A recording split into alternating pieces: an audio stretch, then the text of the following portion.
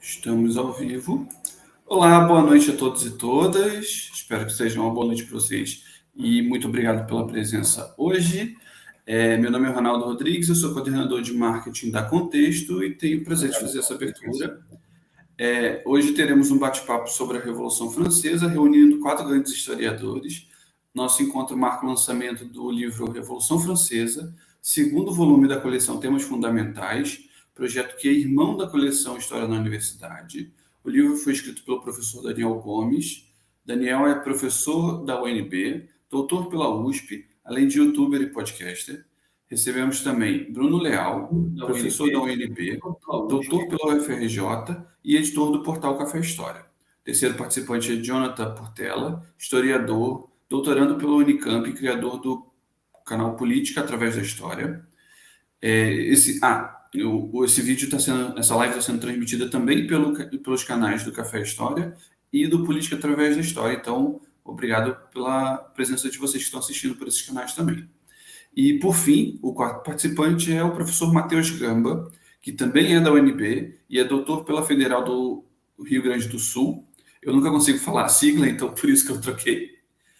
E coordenador de extensão do ICH da UNB. Antes de dar a palavra para a mesa, 2 avisos. Nos comentários da live, vamos divulgar um cupom de desconto de 30% para a compra do livro Revolução Francesa no site da Contexto. E também link para inscrição na newsletter da Contexto, para você que quiser receber as nossas novidades e informações sobre outros eventos e lançamentos. Agradeço a participação de todos, uma ótima live. O professor Jonathan vai seguir com a conversa a partir daqui. Muito obrigado, pessoal. Boa noite.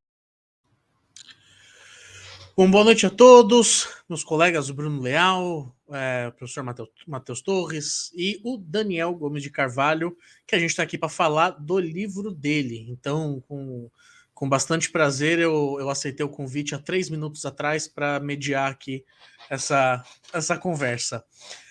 Bom, eu acho que a gente pode fazer aqui um esquema de rodadas de perguntas, mas a ideia é que a gente durante essa 1 hora de live que a gente vai ficar aqui, que a gente bata um papo e converse sobre isso. Então, eu vou convidar aqui o Matheus para ele abrir, fazendo a primeira pergunta, o primeiro comentário, para a gente colocar o autor aí do livro contra a parede um pouco. Olá, pessoal. Boa noite, né, já. Agradeço muito aqui o convite do professor Daniel, meu caro amigo, e dizer que é um prazer estar com o meu outro caro amigo, Bruno Leal, e com o Jonathan Portela. Muito obrigado pelo convite. E, bom, primeiro parabenizar o professor Daniel pelo lançamento do livro. Todo o trabalho acadêmico merece ser parabenizado, ainda mais um livro de tamanha qualidade. E falando justamente do livro, falando das abordagens do livro, a primeira pergunta que eu quero começar a fazer tem relação justamente com as abordagens historiográficas, né, relacionadas. Vários autores bastante famosos já lançaram livros sobre a Revolução Francesa, um tema que tem bastante discussão, para Paul Lefebvre, enfim. E eu gostaria, então, de saber do professor Daniel o que o livro dele traz de novo, de novas perspectivas, né, para esse mundo da historiografia da Revolução Francesa. Ô, Matheus, obrigado e boa noite aí todo mundo que está assistindo, ou bom dia, boa tarde, quem for assistir depois. Obrigado, Jonathan, Bruno, Matheus, por terem aceitado aí o convite para a gente participar aqui, celebrando todos os professores da área de História Contemporânea aqui juntos, né? E Matheus, essa pergunta é muito importante, né? Porque a historiografia da Revolução Francesa é uma historiografia riquíssima, belíssima, né? Quem estuda a história da Revolução Francesa tem isso que é ao mesmo tempo uma sorte e um azar, né? É uma sorte ter essa historiografia, porque a gente tem tudo isso para ler e é um deleite, a gente aprende muito. Mas é um azar, porque justamente se você quiser produzir algo sobre a Revolução Francesa, você está dialogando com historiadores de ponta, né? Com algo que já foi muito e muito trabalhado por muito e muito tempo. E aí, por isso que eu acho que a pergunta é extremamente pertinente, né? Eu imagino que muita gente vai ver o livro, né, aqui e falar, ora, se tem Lefebvre, se tem Sobul, se tem Hobsbawm, por que eu leria esse livro? Né? O que ele traz de diferente? O que ele traz de novo? Então, o que me parece é que apesar da gente ter algumas teses de doutorado, algumas dissertações de mestrado muito boas, que eu cito no livro, há algumas décadas não aparece em língua portuguesa uma síntese da Revolução Francesa. Né? Na própria editora Contexto, tem o livro do Luiz Edmundo de Moraes, História Contemporânea, tem o livro do Jorge Grespin, mas são livros, o do Grespin é Iluminismo e Revolução Francesa, o do Edmundo, do Luiz Edmundo de Moraes, é História Contemporânea 1, então não são livros propriamente sobre a Revolução Francesa, são livros muito bons que trazem também uma narrativa sobre a Revolução, mas não apenas. E antes, eu me lembro dos livros do Modesto Florenzano, que foi meu orientador no doutorado, do Carlos Guilherme Mota, também um livro muito interessante, mas são livros que já têm um tempo. Né? O livro do Modesto, As Revoluções Burguesas, já tem 40 anos. Né? Então, há algum tempo não sai em língua portuguesa uma síntese a respeito acerca da Revolução Francesa e que incorpore os debates que foram feitos, sobretudo nos últimos 20 anos. Né? Eu percebi, na minha prática como professor, que em muitas universidades as pessoas ainda ficam na discussão Sobul, Firé, os revisionistas e os jacobino-marxistas, que foi uma discussão interessantíssima, que são dois nomes muito importantes, porém é uma discussão nem tanto dos anos 90, mais dos anos 70 e 80 do que 90. No 90 essa discussão já estava no seu final. Né? Então é um pouco para trazer o que nos últimos anos foi escrito, de novo, de diferente, sobre o terror, sobre as mulheres na Revolução Francesa, sobre os direitos dos animais. Tem um trabalho sobre as mulheres na Revolução Francesa, de uma historiadora brasileira, Tânia Machado Morim, que é muito bom, mas, de novo, né, é um tema específico. Há muito tempo não sai uma síntese. Então, a minha ideia é que este livro contenha os fatos básicos da Revolução Francesa, para uma pessoa que não é familiarizada com o tema entender, incorporando esses debates feitos na historiografia nos últimos 20 anos, as novas pesquisas que têm saído recentemente. É um pouco esse o caminho, é um pouco essa aqui a minha ideia, né? Então, acho que é isso, né, Matheus? Não sei se eu respondi corretamente. Vocês querem fazer algum comentário? Eu acho que você deixou de dizer uma coisa muito importante, professor Daniel. Aqui eu parabenizo pelo livro. E esse é o primeiro livro sobre a Revolução Francesa produzido por um youtuber. Então, isso é uma coisa interessante, né? Porque eu trabalho com divulgação científica na internet desde 2009. É claro que, para ser sincero, quando eu comecei em 2009, eu não comecei com um propósito, vou fazer divulgação científica.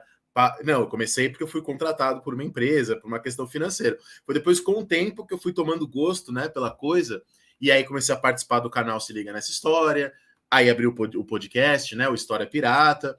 Então, eu acho que esse livro tem também muito desse diálogo, que eu acho que é incorporado, né, com o grande público. Por quê?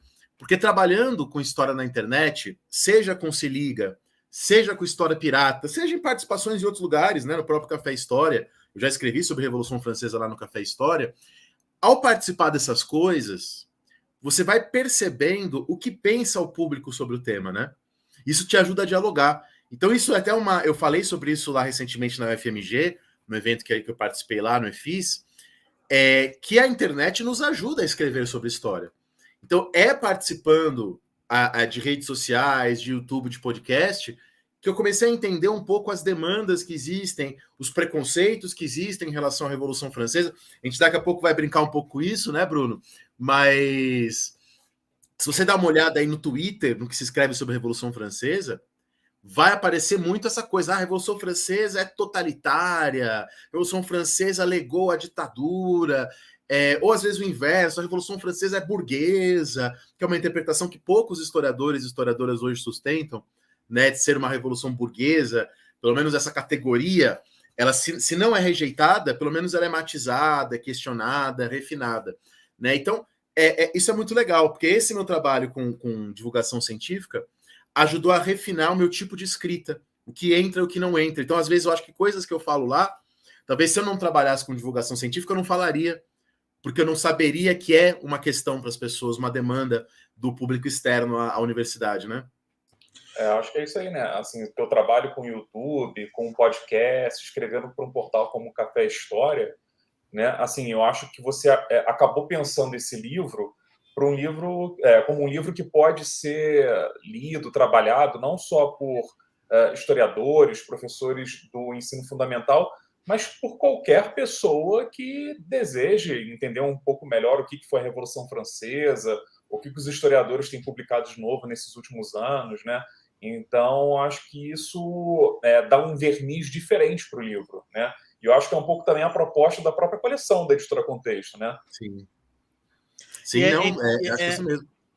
E é interessante, né, Dani, que assim, eu acho que esse é um dos grandes méritos do livro, que é entender essa demanda. Eu gostei que você usou a palavra demanda, porque, de fato, a gente vê muita ascensão na mídia de gurus, de pessoas que se fazem famosas em cima, digamos assim, do uso da história como entretenimento. O que em si não é um problema, porque a história também, no limite, também ela é entretenimento. Mas o que acontece é que muitos de nós estamos inseridos no mundo acadêmico, a gente tem esse olhar crítico que devemos, já estigmatizamos, claro, esses gurus, essas pessoas, mas esquecemos de olhar que a demanda que eles atendem é uma demanda extremamente justa e que é um espaço de competição que nós temos que entrar para atender também essa demanda. E o livro, é um dos grandes méritos dele, é um livro que também atende a esse tipo de leitor, de leitora. Faz uma atualização historiográfica que para nós é importantíssima, porque muita coisa às vezes não chega em português, porque muita coisa a gente acaba repetindo os cânones por décadas na universidade, mas ao mesmo passo, para uma pessoa leiga, que não necessariamente está inserido nesse mundo, é uma leitura extremamente instrutiva e frutífera nesse sentido. Ao meu ver, é um dos grandes méritos desse trabalho, viu, Dani? Parabéns por isso. Não, eu acho que é legal, bem legal o que você falou, Jonathan, porque é isso. O tema da Revolução Francesa, vamos falar de YouTube. No YouTube brasileiro, a gente está aqui fazendo live no YouTube, ele é dominado pela direita. Né? Eu fiz essa pesquisa hoje, antes da live, para poder falar sobre isso. Há 2 meses atrás foi lançado um vídeo por um canal do YouTube aí de extrema-direita, cheio de erros, falando que o Robespierre é megalomaníaco, que o Robespierre é um homem que todo mundo teme até hoje, que é um monte de preconceito, a gente sabe que isso está errado. Né? E o vídeo estava com mais de 100 mil acessos. Né? Se a gente quiser, porque se a gente partir do pressuposto que o conhecimento que a gente produz na universidade é importante, e eu acho que esse conhecimento pode melhorar o mundo, e eu acho que pode, se a gente concorda com esses 2 pressupostos, a gente precisa também estar nesse espaço. Oferecer para o público uma alternativa, né? Que não tenha só no YouTube aquele cara de extrema-direita falando que o Robespierre é o ditadorzão do mal e, portanto, toda a esquerda do universo é do Edmund mal. Burke. Assim.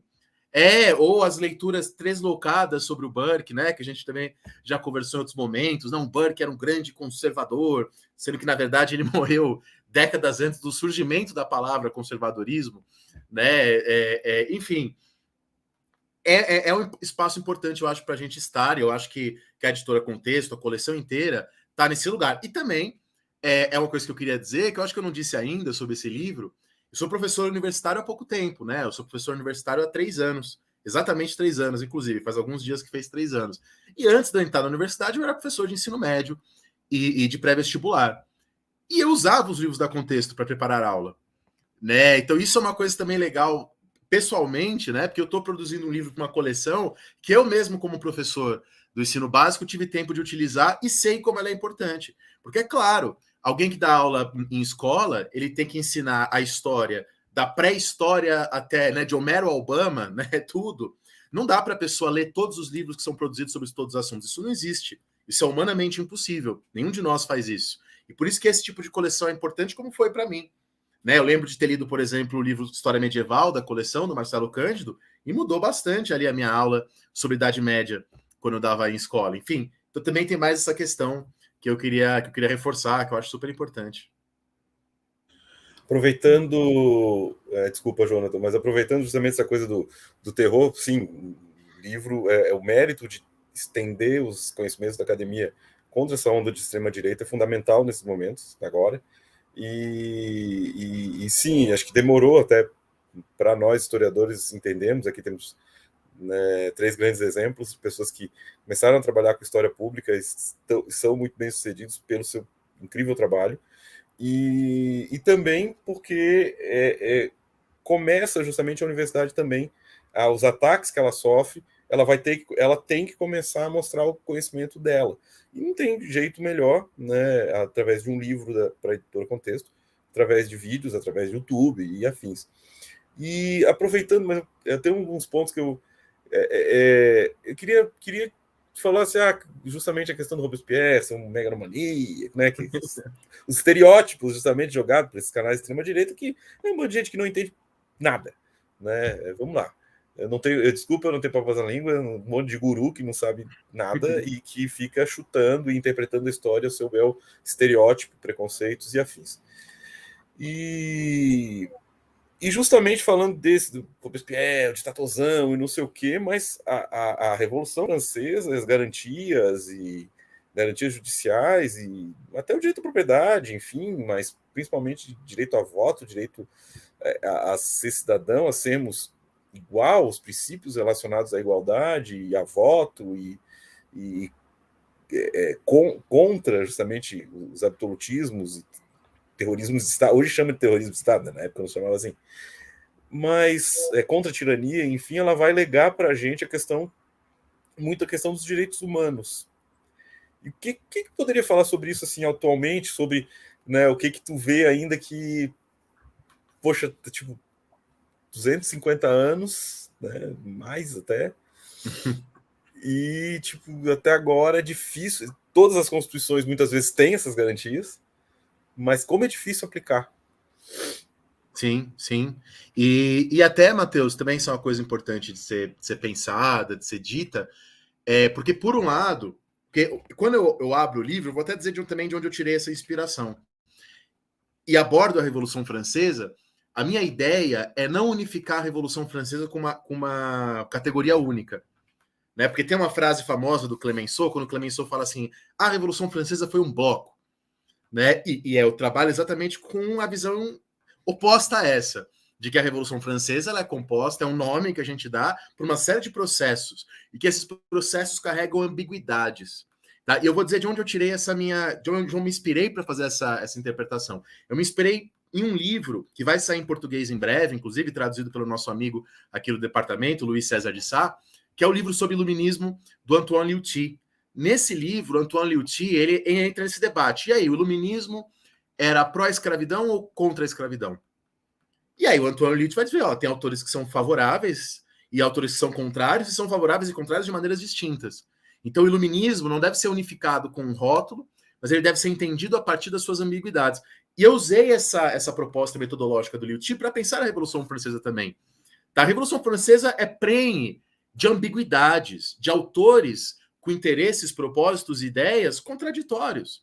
E aí, não estou fugindo da pergunta, isso entra na minha discussão sobre os direitos humanos, né? Porque aí a gente fala, quando os direitos humanos são criados, quando a ideia dos direitos do homem, do cidadão, né? Ainda não se usava o termo direitos humanos, parece que o primeiro a usar o termo direito humano no singular foi o Voltaire, mais ou menos uns 50 anos antes da Revolução Francesa. Mas o termo mais utilizado era direitos naturais, e no final do século XVIII você tem uma prevalência do uso dos direitos do homem. E esse do homem, quando aparece, era do homem mesmo. Esse do homem, quando ele é implantado, de fato, a Declaração de Direitos do Homem é votada e a escravidão se mantém no Império Colonial Francês, porque a França não era um país, meramente. A França era um império. Falar da Revolução Francesa é falar da Revolução no Império, que continha 700 mil pessoas escravizadas. E a declaração, quando é feita, não inclui essas pessoas. Porém, desde o momento que ela é feita, há pessoas que vão lá e reivindicam essa inclusão. Né? Então, ela não inclui as mulheres e não inclui até o final da Revolução Francesa. Mas, quando a Mary Wollstonecraft, quando a Olympe de Gouges exigirem a inclusão das mulheres nos direitos do homem, né, para que seja direitos do homem e da mulher, e não apenas do homem, elas fazem essa exigência a partir das próprias premissas da Revolução Francesa. Né? Então, quando eu trato, por exemplo, no livro A Abolição da Escravidão, em 1794, eu não trato a abolição da escravidão como uma decorrência da Declaração de Direitos do Homem e do Cidadão, uma mera decorrência, porque muitos ali não queriam essa extensão. Pelo contrário, eu entendo que para a abolição da escravidão acontecer em 1794, você tem uma luta com o protagonismo das populações coloniais, em Guadalupe, na Martinica e, claro, sobretudo em São Domingos, né, no Haiti. Eu tento mostrar o protagonismo desses grupos naquilo que acontece na Revolução Francesa. Tá? E aí isso é uma discussão que eu tive lá no UNB com os meus alunos, que eles falam muito sobre eurocentrismo. E para eles, quando eles falam em criticar o eurocentrismo, eles pensam apenas em escrever histórias de outros lugares que não a Europa. Porque, beleza. Mas não ser eurocêntrico, dá para você também escrever uma história da Europa sendo menos eurocêntrico, falando da própria Europa. Né? O não eurocentrismo não é apenas falar de outros lugares, mas falar desses lugares de outra maneira. Falar que a revolução na França é uma revolução no Império, e não uma revolução, e entender o lugar desse Império e o lugar dessas populações durante a Revolução. Pouca gente já ouviu falar que de 1794 até 1799 você tem vários deputados negros na Revolução Francesa. Pouca gente já ouviu falar disso. Né? Pouca gente já ficou sabendo disso. E isso é uma questão que a historiografia recente vem trazendo. E o historiador que trabalha bastante isso é o Jeremy Popkin. Eu cito ele, eu utilizo ele bastante, ele tem uma contribuição importante a escrever a história da Revolução Francesa dessa maneira. E é isso. Então, Matheus, ela tem uma importância fundamental na ideia de direitos humanos. Quer dizer, a própria Declaração de Direitos Universais da ONU, né, a que vem lá depois da Segunda Guerra Mundial, tem vários trechos, eu também analiso esses trechos no livro, vários trechos retirados das declarações francesas, porque tem mais de uma, né, durante a Revolução Francesa. Mas também não quero que as pessoas pensem que isso vai ser abordado de uma maneira inocente, né, não crítica e não dialética, né? Então, acho que é isso, né, Matheus? Excelente. Bom, Dani, se eu puder já dirigir uma questão para você, eu tive o prazer, até dado que nós dois trabalhamos juntos em alguns projetos, de conhecer o livro antes mesmo dele ser lançado. Você me mandou algumas versões ainda em DocX para dar uma olhada, e tem uma discussão que você levanta, que acho que já está no primeiro capítulo de cara, que eu acho interessante a gente falar um pouco sobre isso, que é a tal das heranças. Eu já falei para você que eu gostei muito que você colocou no plural isso, as heranças da Revolução Francesa, porque, de fato, entra um pouco com essa questão da conectividade com outros países, com outros continentes, do impacto e das, digamos assim, pelo menos das semelhanças do resultado da Revolução Francesa.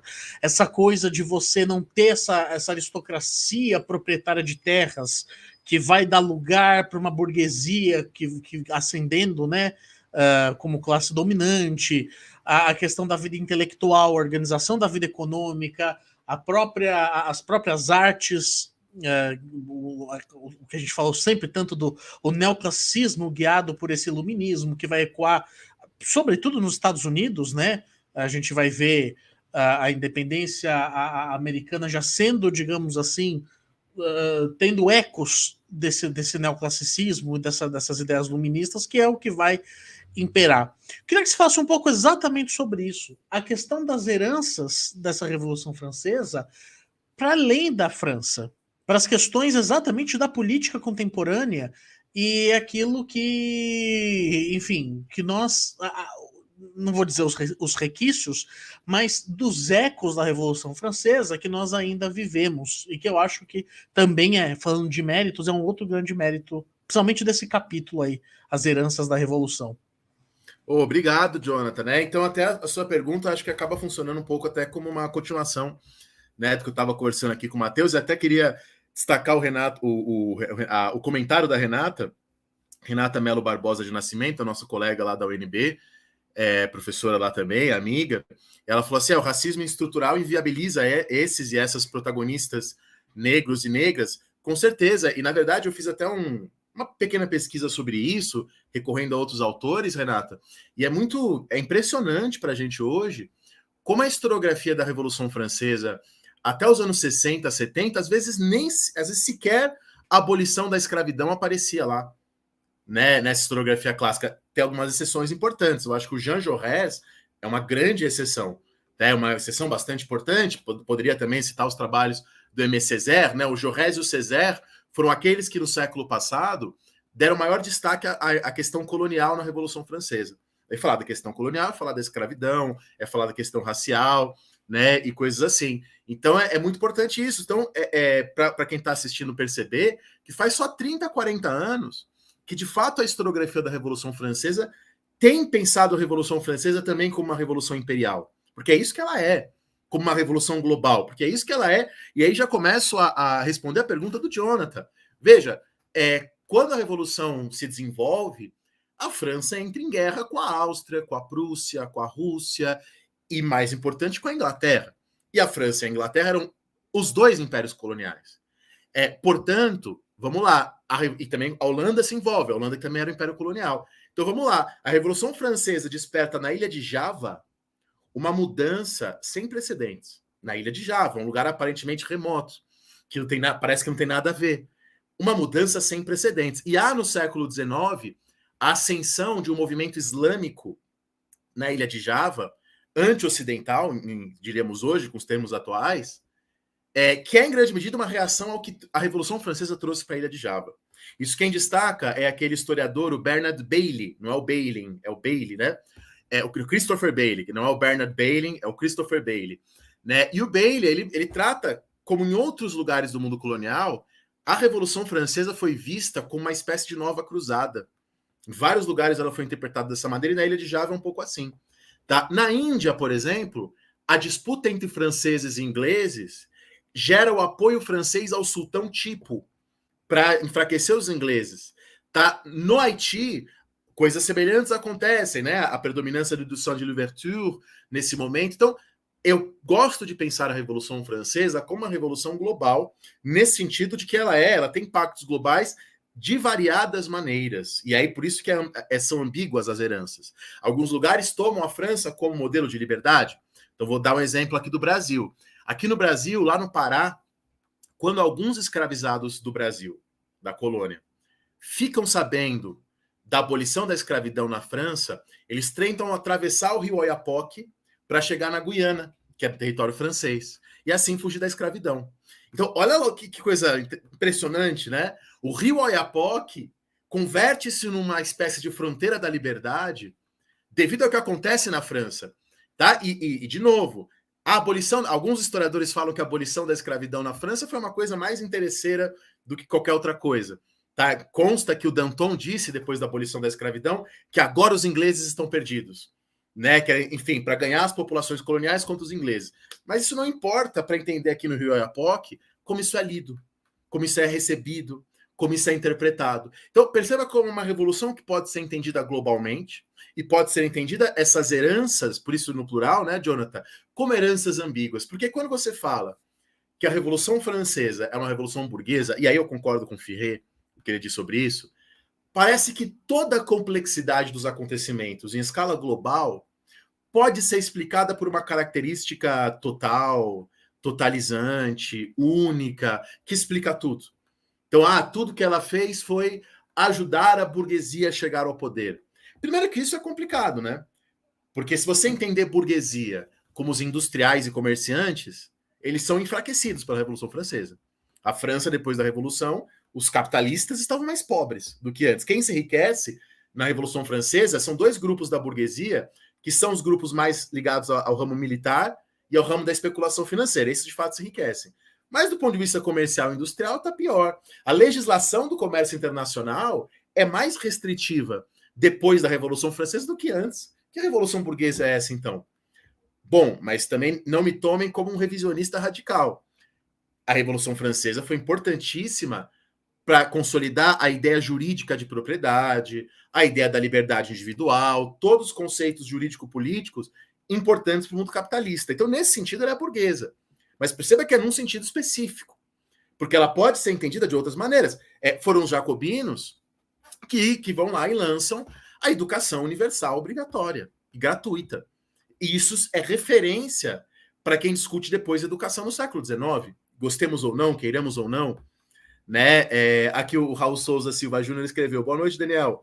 Menciona essa situação do Oiapoque aqui em minhas aulas de História da Rede Pública Estadual do Amapá, desde que eu vi isso de você num curso do PA. Poxa, Raul, que legal saber disso, que eu ajudei aí a sua aula. E eu pretendo escrever, inclusive, mais sobre esse tema.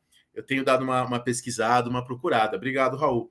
E Raul que escreveu isso aqui nos comentários. Mas então, voltando aqui, Jonathan, então quando eu falo de heranças da Revolução Francesa, é justamente tomando a ideia de que não existe uma categoria única que a unifique, tomando a ideia de que dentro da Revolução há grupos distintos, com ideias distintas, em partes distintas, não poderia deixar de ser que as suas heranças, os seus legados, são anfíbios, né? Usa esse termo no livro, anfíbios. Até um amigo tirou sarro. Então a revolução é anfíbia, né?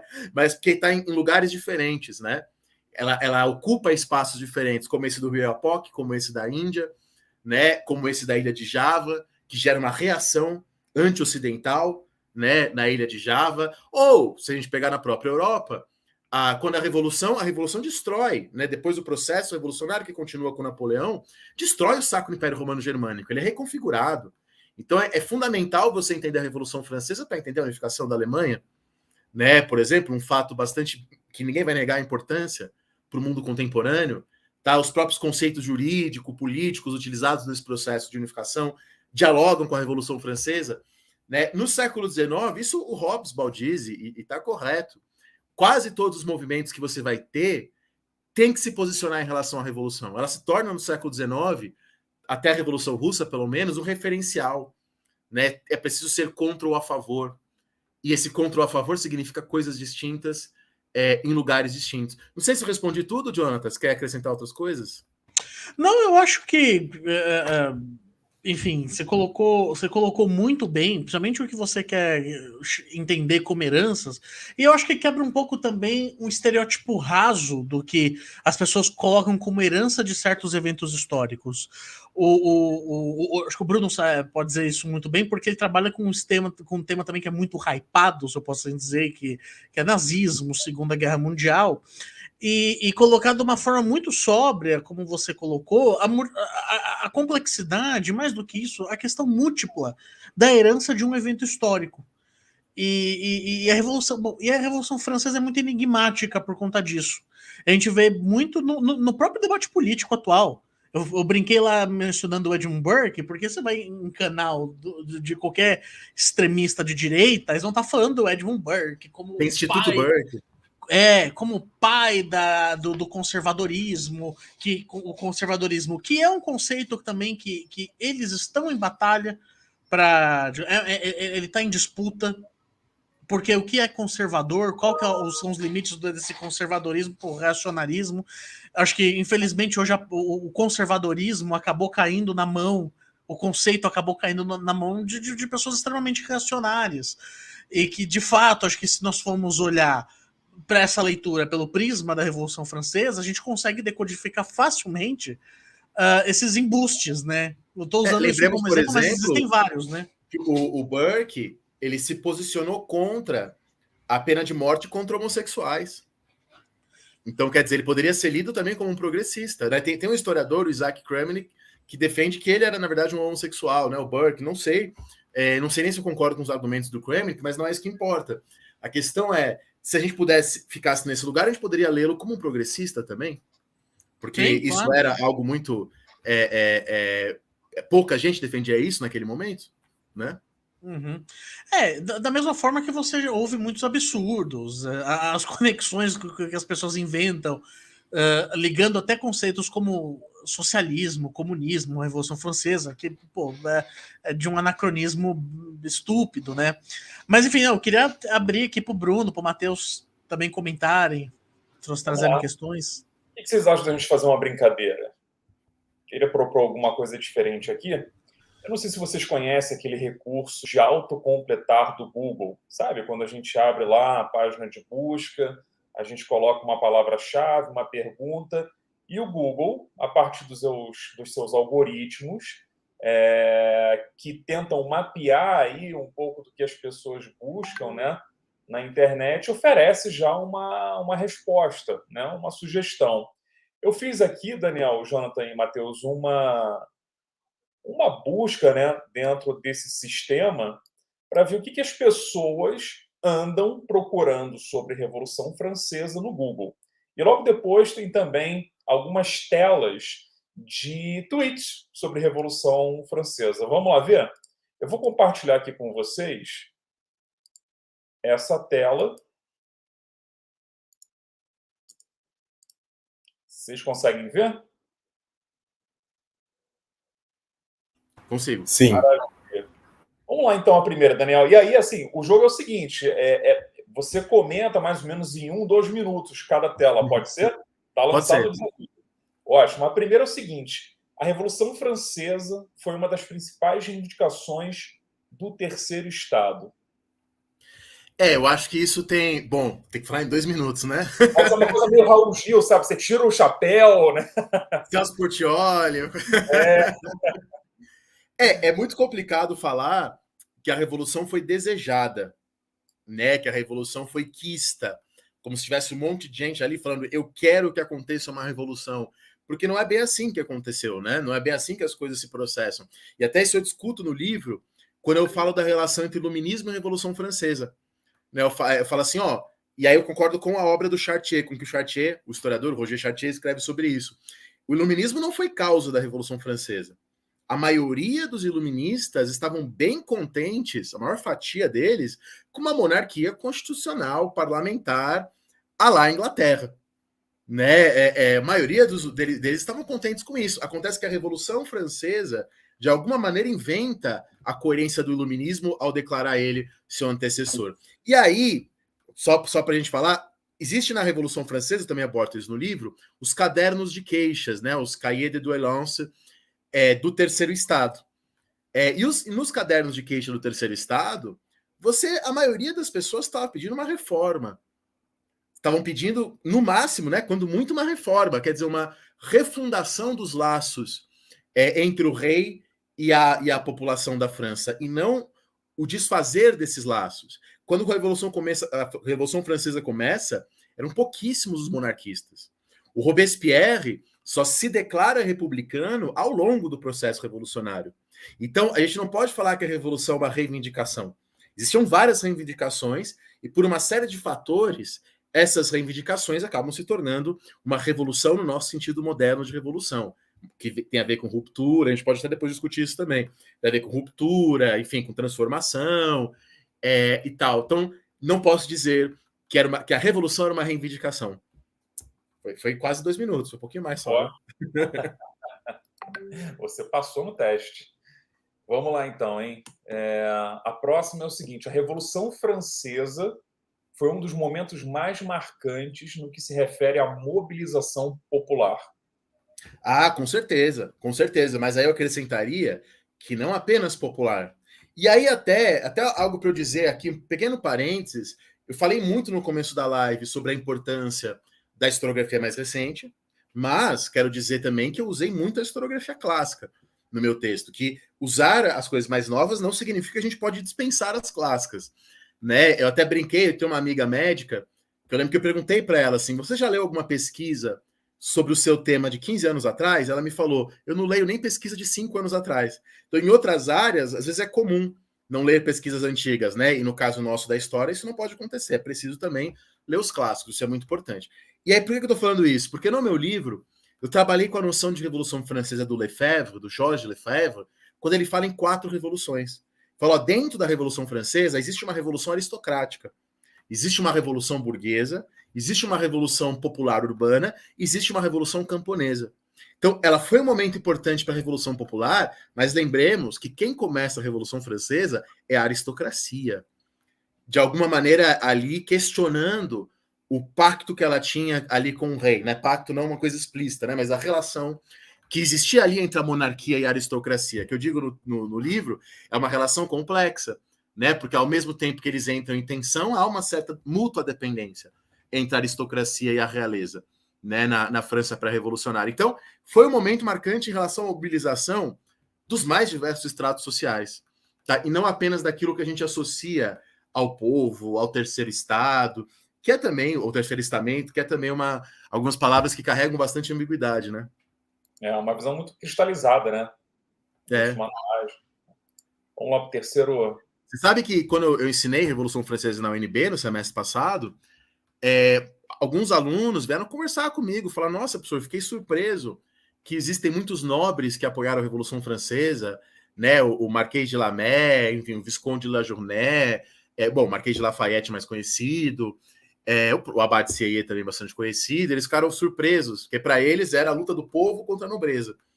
E aí mostrar a importância dessa nobreza liberal criou um estranhamento ali no meu curso.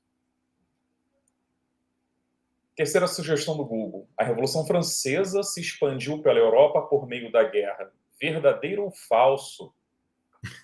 Justifique. Isso parece alguma questão Prova. de prova que vários alunos procuraram, aí o Google começou a sugerir, né? Quebra o Mas galho dos enfim. alunos. Oi? Quebra o galho dos alunos, vai. Vou quebrar o galho, mas eu não sei se eu vou ajudar, porque é claro que, como bom historiador, vou dizer que não é nem verdadeiro nem falso, né? Que depende. Primeiro, é errado dizer que ela se expandiu apenas pela guerra. Isso é errado. Tá? Por exemplo, quando Napoleão, lá no final da Revolução Francesa, invade a Itália já contava com vários grupos de clubes jacobinos. Na verdade, fora da França, a Itália é o lugar onde os clubes jacobinos mais se desenvolveram, mais pipocaram. Né? Então, por exemplo, no caso da Itália, que é um caso bastante expressivo, porque é onde Napoleão, por assim dizer, faz seu nome, né? O Ferrer até disse que a Batalha de Marengo, na Itália, é o grande marco da construção do mito napoleônico. Mas, enfim, ali na Itália, a expansão se dá tanto pelas ideias, né, os clubes jacobinos antecedem a expansão militar, quanto também pela guerra, evidentemente. E aí, disso eu passo para uma outra questão, que é, durante a Revolução Francesa, há uma mutação, uma mudança, eu também abordo isso no livro, fundamental no que diz respeito à guerra.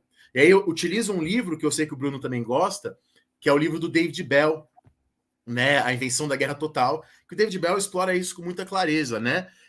Como na Revolução Francesa muda a nossa própria ideia de guerra, a nossa própria ideia do que é um exército. Então, por exemplo, no final da Revolução Francesa, você tem a Lei Jourdan de Brel, que é a lei que coloca o alistamento universal. Né? No século XIX, o alistamento obrigatório universal se difunde pelo mundo. Né? Antes da Revolução Francesa, os exércitos do antigo regime eram, por exemplo, exércitos mercenários, com oficiais que eram membros da aristocracia. Tá? E aí, se o oficial do exército é um aristocrata, ele não é um militar profissional. Ele não é alguém que vai ficar treinando em tempos de paz. Ele vai dançar, ele vai para a corte, né, nos tempos de paz. É por isso, eu sempre digo isso para meus alunos, que é uma besteira esse negócio, e assim eu termino a minha fala aqui, esse negócio de assim, o Napoleão era leitor de Rousseau, era leitor de Maquiavel, nossa, que gênio. Gente, era muito comum o oficialato se dedicar à escrita, à dança. A Academia Militar Francesa tinha um professor de dança. Até a Revolução Francesa, quando é dispensado. Isso é um marco fundamental. Né? As ligações perigosas, um dos principais textos aí desse período antes da Revolução, é o texto de um militar, né? De alguém que era um oficial do exército. Então era comum ele se dedicar às outras coisas. A própria Revolução parte dessa ideia de criação de um exército nacional feito por um alistamento estatal e não de mercenários ou de oficiais. A instauração da meritocracia no exército é uma das primeiras leis da Revolução Francesa. Né? Então você vê, isso é muito importante. Né? Então ela é importante para a própria criação da nossa ideia contemporânea de exército. Isso eu queria dizer. Maravilha. Vamos lá para a próxima, então. A Revolução Francesa foi um ciclo revolucionário. Essa daí é um pouco difícil de comentar, né, para entender, mas o que eu queria dizer, e até foi uma coisa que o Jonathan perguntou e eu não respondi, existe um debate muito grande na historiografia, e eu me posiciono em relação a isso no meu livro, sobre a própria ideia de Era das Revoluções.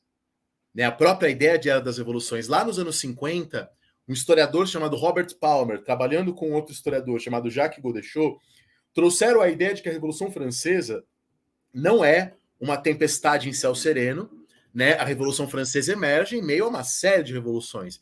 A Revolução Polonesa, a Revolução Belga, a Revolução Holandesa, e aí eles chamam isso de Era das Revoluções Atlântico-Democráticas. Eles ignoram o Haiti, que é o principal problema desse texto. Eu não faço isso no meu livro, como vocês já perceberam.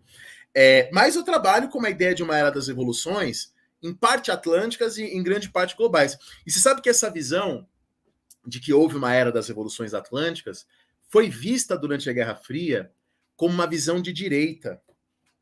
Né? Foi vista porque seria uma ideia pró-OTAN, de que há uma solidariedade atlântica desde o século XVIII. Muita gente viu assim. O Godechaux e o Palmer negavam isso.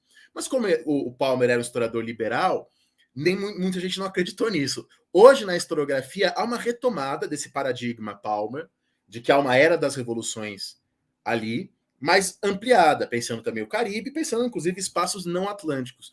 Então, a Revolução fez parte não sei se é isso que o Google entende por ciclo, né? Porque as pessoas que buscaram, foi parte de um grande número de revoluções maiores, e eu abordo isso no texto. Acho que é isso. Perfeito. Quinta tela diz o seguinte: a Revolução Francesa foi marcada por uma série de reviravoltas políticas. Ah, isso com certeza, né? E aí eu digo no livro, na verdade, essa é uma frase do meu doutorado, né? No meu doutorado eu escrevi assim, que a Revolução Francesa é um caos. Mas depois eu disse, não é caos significando bagunça. É caos no sentido mitológico, né? É o caos criador, o caos criativo. Porque, de fato, lá na Revolução Francesa surgem mesmo palavras. A palavra militarismo na Revolução Francesa, por exemplo, né? Poucos anos depois da Revolução Francesa emergem as palavras liberalismo, conservadorismo, comunismo, são palavras do século XIX e que a sua emergência tem em grande medida referência na Revolução Francesa. Né? Então, na Revolução Francesa, ela é uma espécie de laboratório político no qual a gente encontra diversas formas de Estado, de poder, de relação da política com a coisa pública. Por isso que até os estudantes às vezes têm dificuldade, né, de entender, porque são muitas indas e vindas, né, digamos assim, muitas fases. Ela passa por uma monarquia constitucional, ela passa por uma ditadura revolucionária. Aliás, é durante a Revolução Francesa que o Robespierre teoriza o governo revolucionário. A primeira teoria do governo revolucionário que a gente tem é do Robespierre, baseada no Montesquieu. Né? Montesquieu dizia que o princípio da república é a virtude e do despotismo o medo. Aí o Robespierre diz, e do governo revolucionário, o despotismo da virtude. Né? Ele faz um melange, uma mistura com Montesquieu, que é muito legal, né? Agora eu fui mais direto nessa. Você tá desligado seu microfone, Bruno. Tira o chão. Daniel, essa agora é boa, hein? Essa aí... Até estremeci aqui, viu? A Revolução Francesa foi de esquerda. Se a pessoa quiser unificar a Revolução Francesa com o termo esquerda, tá errado. Até porque a gente fala, né, nós historiadores, que a ideia de esquerda muda de significado ao longo da história. Isso é verdade. Então, ser de esquerda hoje não é a mesma coisa que ser de esquerda 50, 100, 30, 10 anos atrás. Também muda de significado conforme o espaço. Ser de esquerda na Europa, no Brasil, nos Estados Unidos são coisas distintas. E durante a própria Revolução Francesa, a noção de esquerda-direita muda. Então, quando ela surge, né, quando a ideia de esquerda é usada no sentido político na Revolução Francesa, é durante o debate sobre o veto. Então, a direita era favorável ao veto real, a esquerda era contra. E na esquerda estavam vários nobres, por exemplo. Estavam vários monarquistas na esquerda. Mas ninguém vai dizer que monarquista é de esquerda nos dias de hoje. Mas na Revolução Francesa houve um momento que vários setores monarquistas estavam na esquerda. Então, a Revolução Francesa é importante para a construção da nossa ideia de esquerda. Mas dentro da própria Revolução Francesa, há várias esquerdas. Isso precisa ser analisado. E há várias direitas. Por isso que não dá para unificar a Revolução Francesa com esse termo esquerda, a não ser que a gente esteja mal intencionado. Né? Só antes de ir para a próxima, só ler a pergunta aqui do Gabriel Bastos. Perguntou o seguinte: Dani, existe um jacobinismo? Aliás, o Gabriel Bastos, que trabalha num canal, numa página, num site super legal de história, chamado Clio, né? Clio História e Literatura. Eu sei, né, Bruno, que hoje tem um monte de página chamada Clio, mas a dele é bem antiga, tá? Uma das primeiras. Depois surgiu um monte de... Pioneira. É pioneira. E, na verdade, existe um jacobinismo, mas não na Revolução Francesa. Né? Esse jacobinismo é posterior à Revolução Francesa. Durante a Revolução Francesa, o Clube dos Jacobinos muda bastante. Né, eu abordo isso no livro. No começo, o Clube dos Jacobinos tinha monarquistas. Depois, os assim chamados girondinos estavam lá dentro. Depois fica mais parecido com o que a gente conhece. E por muito pouco tempo. O período de predominância jacobina na convenção dura só 13 meses. São só 13 meses que os jacobinos estão à testa da convenção. E a questão é, após a queda dos jacobinos, cria-se o mito do Robespierre ditador, dos jacobinos totalitários. Isso é um mito criado pós-queda. E também vai ter o mito inverso do Robespierre socialista, que também não é verdade, mas que parte da historiografia, até um certo momento, defendeu. Então, existe um jacobinismo, Gabriel, como apropriação posterior à própria Revolução. Estou sucinto. A gente deixa, então, a Revolução Francesa de esquerda e a gente parte para a tela que está colocando aqui a questão dos períodos, das fases, né? A Revolução Francesa pode ser dividida em 4 fases. Isso é uma possibilidade de divisão, que é aquela divisão mais clássica, né? Que você divide a partir da estrutura do Estado. Falar a época da Assembleia Nacional Constituinte, a época da monarquia constitucional e a época da convenção. Aí dentro da convenção tem a convenção girondina, depois tem a convenção jacobina, depois tem a convenção termidoriana. E por último haveria uma última fase, que seria o diretório. Né? Seria uma forma de periodizar, mas é preciso que saibam, quem está assistindo, que existem várias outras propostas. Por exemplo, o François Furet termina a Revolução Francesa em 1871, na Comuna de Paris, e faz todo sentido. Né? Por exemplo, Pocock, um dos melhores historiadores do mundo, termina a Era das Revoluções com a queda do Muro de Berlim. Era das Revoluções para o Pocock, começa aí nesse período que a gente está tratando e vai até a queda do Muro de Berlim. Então, é uma possibilidade de divisão, mas existem outras. É uma forma de ordenar o caos, né? E aí é uma forma de ordenar o caos.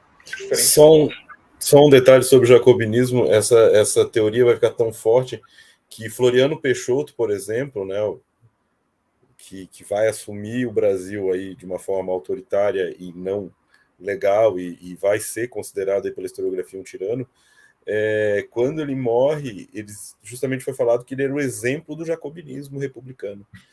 E lendo justamente mas para essas pessoas, o que significaria esse jacobinismo, né? Dentre outras coisas, é a radicalização. Então, o jacobinismo republicano seria uma radicalização da República, porque para muitos ele passou como consolidador.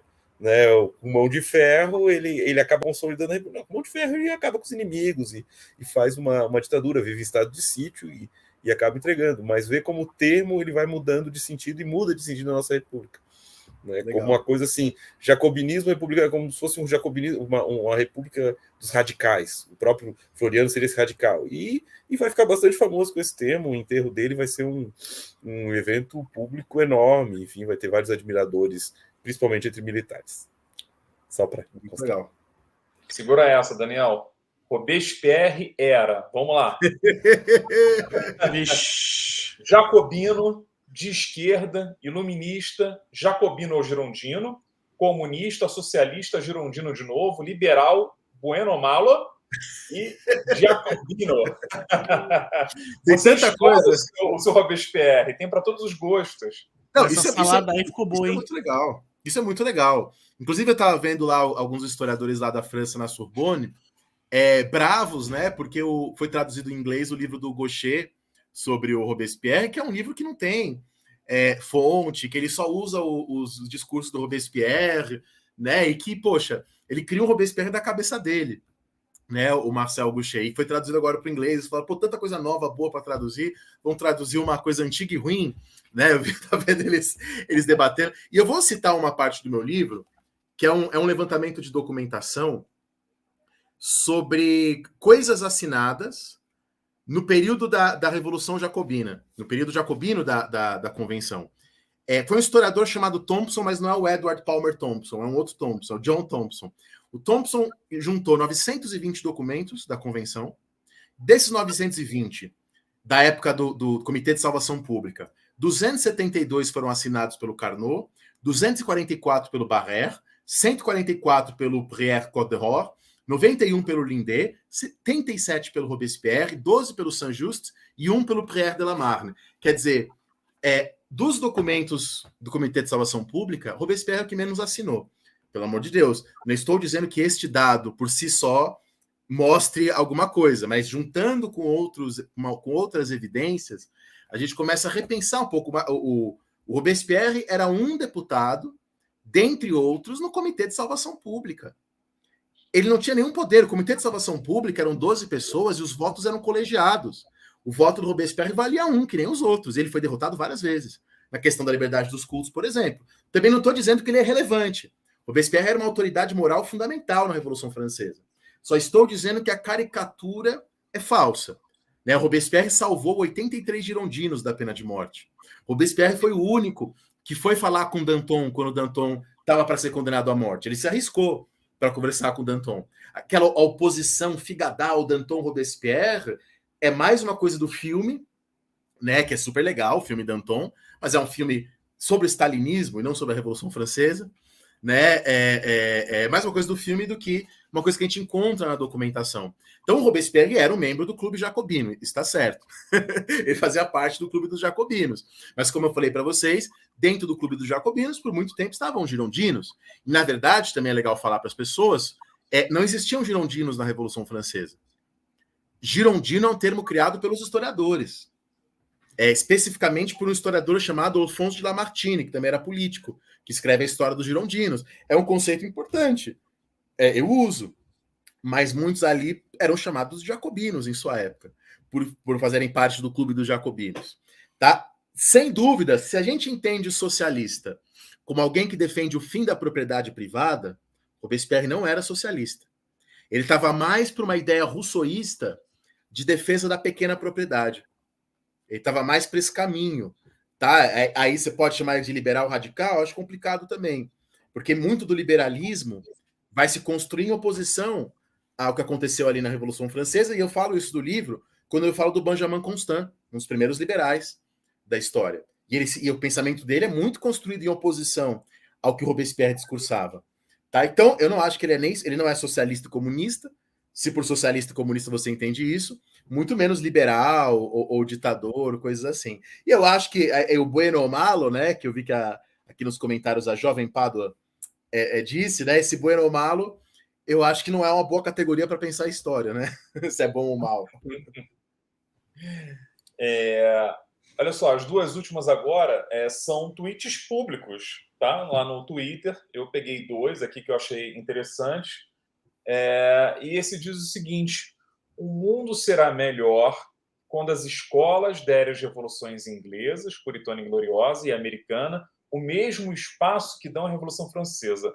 Quando nossos jovens descobrirem que o jacobinismo foi a antessala para o comunismo, Madison será mais reverenciado que Rousseau. Meu Deus! Loucura pura. Galera vê comunismo em tudo, literalmente. Caramba! Bom, primeiro reforçar o que eu disse agora. Eu cito no livro, e eu digo quando, onde, e eu encontro esse documento. A documentação da Revolução Francesa está quase toda online, gratuita, digitalizada na Gallicat. Vocês acham isso? Não precisa acreditar em mim. Mas eu cito no meu livro o discurso do Robespierre dizendo que ele defende a propriedade e que ele é contra a reforma agrária, que na época era chamada de lei agrária. Então, chamar o Robespierre de comunismo é mentira, deformação, falsificação. Tá? Mas aí alguém pode dizer, não, mas é a antessala do comunismo. Tá bom. Não acho que muitos comunistas viviam dessa maneira, porque o Graco Babef, que defende lá a propriedade comunal, ele é alguém que fez oposição aos jacobinos, o Graco Babef. Aliás, o Graco Babef é o inventor da palavra terrorismo, que ele associava aos jacobinos. Né? Então é muito complicado, historicamente, além de teleológico, né, de achar que uma coisa necessariamente leva a outra. E aí tem um exemplo que o próprio Matheus falou agora, de militares na história do Brasil, se declarando jacobinos, tendo um outro entendimento do que é ser jacobino. Mas além disso, uma outra questão interessante quando teve o bicentenário da Revolução Francesa, a Margaret Thatcher, então primeira-ministra, foi à França e deu para o Mitterrand, agora não sei se ela deu na França isso para o Mitterrand, ou se o Mitterrand estava na Inglaterra, enfim, mas ela deu para o Mitterrand o Conto de Duas Cidades, do Charles Dickens, e ela disse que os direitos humanos são uma invenção inglesa. E aí tem muita gente na internet com esse tipo de discurso falsificador que coloca assim, né? Não, a Inglaterra era a pátria da liberdade, da moderação, da monarquia constitucional, Edmund Burke, e a França, a violência, a esquerda. E pessoas que estão assistindo, essa contraposição é mentirosa. Durante a Revolução Francesa, há um massacre de irlandeses promovido pela coroa britânica. E o número de mortos na Irlanda é maior do que o número de mortos no assim chamado terror da Revolução Francesa. É maior. Então, é uma grande bobagem enxergar a monarquia inglesa do século XVIII como a moderação e tal, e a França como a destruição, tal. Isso é uma reprodução da propaganda da coroa britânica durante a própria Revolução Francesa. Durante a própria Revolução Francesa, a coroa britânica fazia esse tipo de propaganda. Tá? Então, muito cuidado. E aí, por último, eu vi que a Verônica Calzoni está aqui também assistindo a live. A Verônica é uma especialista em nas revoluções inglesas, nesse período que ele está idealizando, esse Flávio Pinheiro. Podem perguntar para a Verônica Calzoni, procurem ela e perguntem. Tem gente que tem aquela imagem que desde a Revolução Puritana e Gloriosa vem a liberdade, a monarquia britânica ficou igualzinha ela é hoje, o que é uma grande mentira também. Há várias reformas na monarquia britânica. E por último, eu acho que a Revolução Americana é muito importante, eu estudo isso também tenho texto sobre isso, mas lembremos que a Revolução Americana não aboliu a escravidão. A Revolução Francesa aboliu. Tá? Isso me parece um fato de primeira importância. Isso me parece um fato de primeira importância. A gente poderia trazer vários argumentos acadêmicos, Dante, mas eu acho que o Gabriel resumiu bem. Que coisa cringe essa coisa da Revolução Francesa como antessala uma revolução socialista, que eu gosto muito de pensar a palavra cringe dentro da academia. A gente precisa já superar essa barreira. Bom, vamos à última, né? Porque eu sei que o Bruno tem que buscar os filhos dele na escola. Então vamos aí para o último tweet. Que também é uma leitura, né, politizada, né, a teleológica, né, que diz o seguinte: a polarização política é fruto da Revolução Francesa. Caramba. Tanto mal fez para a sociedade humana. Liberdade, igualdade, fraternidade, embora utópicas, jamais poderiam vir dos estados ou movimentos políticos, mas sim de indivíduos. Tem vários problemas aí, né? Primeiro, eu acho muito engraçado que a pessoa acha que a polarização que existe no Brasil ela vem da Revolução Francesa e não vem da desigualdade social que a gente tem no Brasil, do racismo estrutural, da fome, né? Saiu ontem a estatística que a fome no Brasil está pior hoje do que nos anos 90. Tá? Para mim é esse o problema, e não a Revolução Francesa. O cara anulou 200 anos de processo histórico, né? Só...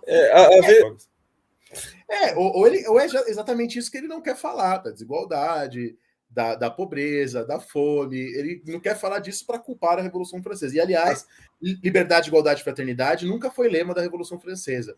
A expressão existia, mas ela só se torna lema da França na Primavera dos Povos. Isso o Michel Vauvel já falava, né? Uhum.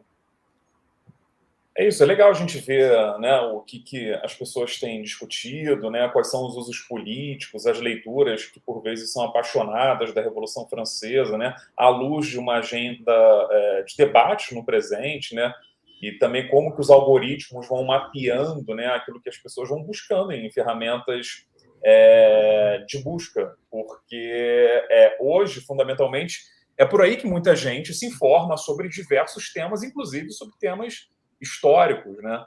Então, acho legal que o teu livro, né, e a tua pesquisa podem ser um ótimo referencial para quem tem interesse em saber mais sobre a Revolução Francesa, né, e para alçar outros voos, né, e ir diretamente nas fontes, buscar as referências que você cita, né.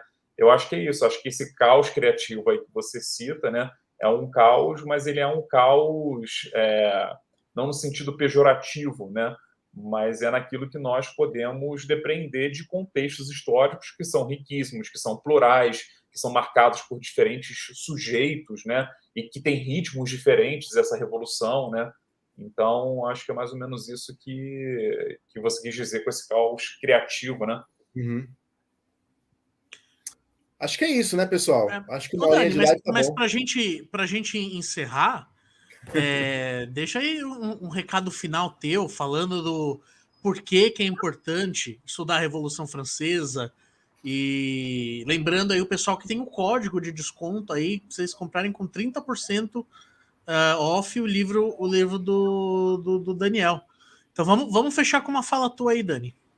Bom, primeiro agradecer todo mundo que assistiu agora durante a live, quem assistir depois também. Estou sempre aberto aí nas minhas redes sociais para conversar, quem quiser falar sobre o livro, quem está aqui em Brasília que eu encontro pessoalmente, alunos, colegas que quiser conversar. Agradecer muito o Bruno, o Matheus e o Jonathan pela parceria, né? o Bruno e o Matheus, professores aqui da minha área de História Contemporânea, aqui na UNB, o Jonathan, também pesquisador da área de contemporânea, né, na Unicamp, que a gente faz um monte de trabalho junto de história pública. Então, agradecer vocês, convidar as pessoas a também conhecerem o trabalho desses 3 professores, o Bruno Leal no Café História, o Matheus Gamba Torres tem um livro muito legal sobre o Supremo Tribunal Federal e a ditadura militar, o Jonathan trabalha lá com política através da história, que eu também participo, mas o Jonathan é o chefe, né, do movimento, é a direção. Então, primeiro, agradecer todo mundo, agradecer à Editora Contexto pelo convite, pela oportunidade. Como eu disse, é especial para mim, talvez eu seja o único autor que tenha isso lá na Editora Contexto, eu ter usado esses textos, essa coleção em sala de aula e agora também está escrevendo nessa mesma coleção. E dizer para vocês que esse é um livro aberto, que ao mesmo tempo que eu digo que ele traz novas visões mais recentes de historiadores e historiadoras vivos, esse livro também apresenta muitos caminhos de pesquisa. Então, mostra muitos debates que ainda estão em vias de serem repensados, né? O próprio Gabriel, que está aqui assistindo, falou comigo sobre o debate a respeito dos monumentos na Revolução Francesa. Né? Há todo um debate sobre destruir ou não monumentos. Alguns estudantes meus lá da UNB já falaram da questão dos direitos dos animais. Então, é um livro que suscita debates e que a sua importância, pelo menos é o que eu quero, né, minha pretensão, vai além da própria França. Eu tentei deixar isso um pouco claro aqui na nossa live. É um livro que nos ajuda a entender o Brasil, a época contemporânea, e nos ajuda a pensar outras possibilidades de modernidade. Né? Eu acho que a história ela é também um depósito de esperanças, se a gente quiser, um depósito de possibilidades. A gente encontra, não é aquela coisa besta de encontrar lições na história, não é isso. Não é que a história se repete, não é a história mestra da vida, não é essa maneira. Mas é que o estudo da história nos ajuda a pensar outras possibilidades de modernidade a partir de outras possibilidades, de outros horizontes e outras formas de discussão. É um pouco por aí, é um pouco assim que eu quero que o livro, que eu gostaria que o livro fosse lido, mas é claro que agora é o leitor que decide. Bonito isso, fiquei arrepiado aqui. Caramba, eu não sei onde você leu isso daí que você acabou de falar, mas foi bonito. Viu? Bom, mas é isso daí, gente. Acho que agora a gente se despede. Eu agradeço todo mundo que ficou aí na live. Não deixem de ler, não deixem de comprar o livro. Tá num preço super camarada, super bacana. E vale demais a pena pra vocês se antenarem aí nos debates acerca da Revolução Francesa. Então acho que é isso daí. Obrigado a todo mundo, forte abraço, uma boa noite aí de quarta-feira para todo mundo, hein? Valeu, Daniel. Obrigado. Matheus, aproveitem a promoção que está passando uma guilhotinada aí no preço. Valeu, galera. Valeu, gente. Obrigado.